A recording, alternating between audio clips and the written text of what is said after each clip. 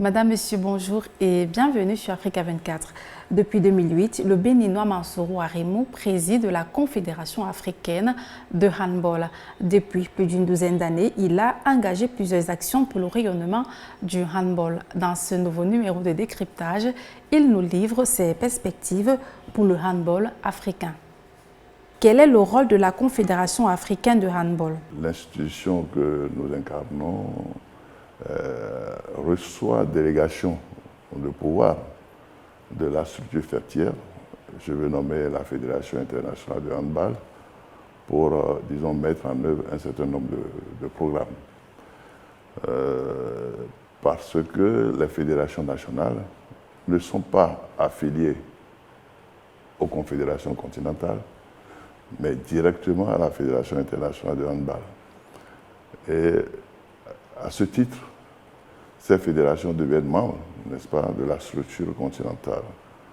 Aujourd'hui, la Confédération africaine de handball, qui reçoit la délégation de l'IHF, gère 53 fédérations nationales et est chargée, n'est-ce pas, d'animer le handball sur le continent en termes d'administration, en termes d'animation sportive et en termes de formation. Quelle est la durée du mandat des membres de la Confédération africaine de handball?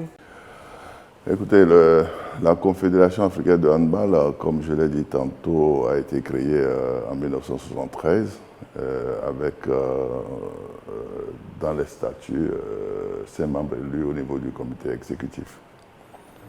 Mais ce chiffre a évolué avec le temps puisque 5 ans après, je veux dire en 1978, en marge des Jeux, des 3e Jeux africains à Alger, il y a eu un congrès qui a réduit le poste à 4. Donc on est passé de 5 à 4, tout simplement parce que 2 postes ont été fusionnés. Il s'agit précisément des postes du secrétaire général et du trésorier qui ont été fusionnés et on est passé à 4. En 1995, lors du congrès tenu à Ouagadougou, au Burkina Faso, les mandants, n'est-ce pas, ont pris la décision de séparer à nouveau, n'est-ce pas, ces 2 postes, ce qui fait que nous sommes revenus à l'effectif classique de 5 que nous entretenons jusqu'à ce jour et contenu, n'est-ce pas, dans nos statuts. La structure qui a tous les pouvoirs, c'est bien évidemment le Congrès qui rassemble tous les pays membres, n'est-ce pas, de la Confédération africaine de handball et qui, à cette occasion, prennent les décisions qui sont exécutées par le comité exécutif. Dans les difficultés, n'est-ce pas, de pouvoir rassembler régulièrement toutes les fédérations, il y a une structure intermédiaire entre le Congrès et le comité exécutif qui peut, n'est-ce pas, prendre, disons, jouer le rôle d'un semi-congrès et rendre compte après au Congrès. Il s'agit de ce que nous appelons communément le Conseil exécutif de la CAF. Donc nous avons 3 organes, n'est-ce pas, de travail, mais il y a 2 qui sont délibératifs et 1 qui ne fait qu'exécuter. Il s'agit du comité exécutif composé, n'est-ce pas, comme je l'ai indiqué tantôt, de ses membres. Quel est le stade de développement de la discipline chez les jeunes? Vous évoquez une question très importante, c'est parce que s'il est vrai qu'on observe un engouement autour de nos manifestations de façon générale, il faut aussi reconnaître quand même que pour les compétitions de catégorie d'âge, on rencontre quelques difficultés, bien que l'inscription soit totalement ouverte. Et là, je pense que nous avons l'obligation, n'est-ce pas, de faire en sorte qu'il y ait aussi, n'est-ce pas, cet engouement noté autour des autres compétitions. Il faudrait qu'on l'observe également autour de cette compétition de catégorie d'âge.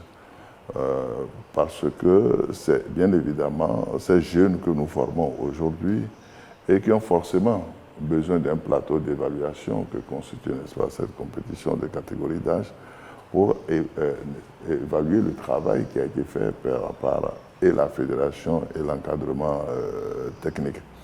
Alors, pour accompagner ces fédérations à s'activer, n'est-ce pas, dans ce secteur de jeunes, nous avons convenu avec la structure fêtière de 2 projets majeurs. Le premier, c'est bien évidemment le retour du handball à l'école, parce que le handball il est resté longtemps scolaire et bien évidemment est en train d'échapper au système éducatif. Lors du conseil de la Fédération internationale, d'une session de la Fédération internationale de handball, nous avons convenu, n'est-ce pas, d'aller à nouveau dans ce sens et que nous puissions accompagner les fédérations qui le désirent, n'est-ce pas, de projets actifs pour que, franchement, les jeunes scolarisés, n'est-ce pas, soient pris en compte. Ça, c'est le premier projet. Le deuxième, qui reste aussi fondamental, parce qu'il ne sert à rien d'entraîner sans pouvoir donner l'opportunité aux enfants de jouer des rencontres. Donc, le second projet auquel je faisais allusion tout à l'heure, il s'agit bien évidemment des compétitions dénommées Challenge Trophy. Challenge Trophy, parce qu'on donne l'occasion, surtout aux pays en voie de développement, n'est-ce pas, sportif, de pouvoir au moins participer à un événement international une fois par an.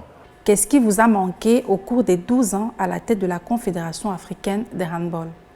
Je l'ai insinué tout à l'heure, on a la volonté farouche, dans la version senior, d'accéder à une marche de podium. Nous l'avons déjà fait avec, disons, nos actions conjuguées. Nous l'avons déjà fait dans les autres versions, je veux dire, au niveau des cadets et des juniors. On est monté sur la plus haute marche du podium. Mais ce que nous recherchons, c'est la version senior. Et pour pouvoir, disons, réaliser tous nos projets qui concourent, n'est-ce pas, à atteindre cet objectif, c'est bien évidemment la mobilisation des ressources additionnelles. Je l'ai signé tout à l'heure.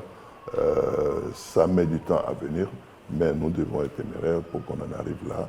Il faut que nous puissions agir pour mobiliser plus de ressources afin de développer nos différents projets.